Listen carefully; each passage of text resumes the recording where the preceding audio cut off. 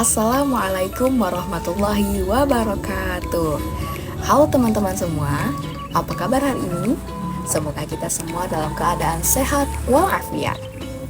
Nah, pada kesempatan kali ini kita akan kembali belajar dengan mata pelajaran ilmu pengetahuan alam mengenai perbedaan antara hewan dan tumbuhan. Sebelum itu, izinkan saya untuk memperkenalkan diri terlebih dahulu. Saya Dea Ayu Anggraini dengan NIM A1D1231108 dari Ruang 004 semester 2 Pendidikan Guru Sekolah Dasar Universitas Jambi. Nah, sebelum kita masuk kepada penjelasan, kita harus tahu dulu nih, apa itu perbedaan antara hewan dan tumbuhan. Hewan dan tumbuhan sendiri merupakan dua contoh makhluk hidup yang memiliki ciri khusus seperti dapat bergerak, bernafas, melakukan reproduksi, mengeluarkan zat sisa, dan lain sebagainya.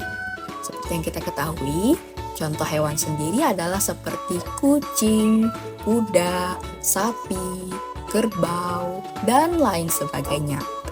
Lalu apa contoh tumbuhan? Tumbuhan seperti bunga, pohon pisang, pohon rambutan, dan lain sebagainya. Itu merupakan pengertian dari hewan dan tumbuhan serta contoh hewan dan tumbuhan. Tapi meskipun hewan dan tumbuhan merupakan dua contoh makhluk hidup, namun antara hewan dan tumbuhan memiliki perbedaan dari bentuk dan ciri-cirinya. Lalu, apa saja perbedaan antara hewan dan tumbuhan dari bentuk dan cirinya? Mari kita ketahui. Perbedaan antara hewan dan tumbuhan dari bentuk dan cirinya dapat kita bedakan menjadi tiga hal.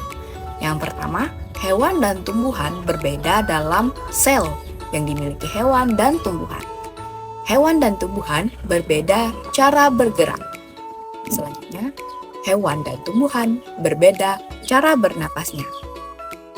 Nah, setelah kita ketahui tiga perbedaan tersebut, mari kita ketahui lebih mendalam mengenai tiga perbedaan. Nah, sebelum itu kita harus mengetahui dulu apa itu pengertian sel. Sel adalah unit terkecil dari makhluk hidup dan merupakan tempat terselenggaranya semua fungsi kehidupan dalam makhluk hidup tersebut. Pada sel hewan dan tumbuhan terdapat beberapa perbedaan.